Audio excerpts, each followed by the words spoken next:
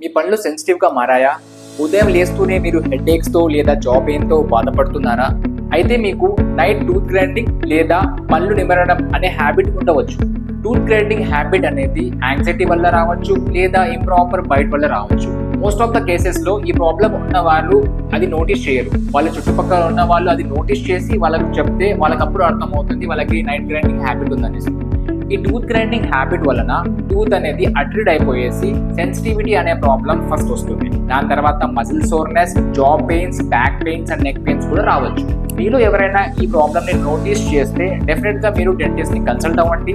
మీ dentist మీకు ఒక night gourd అనే ఒక అప్లయన్స్ ఇస్తారు. దాని వలన ఈ ప్రాబ్లమ్ని చాలా వరకు మీరు అవాయిడ్ చేయొచ్చు.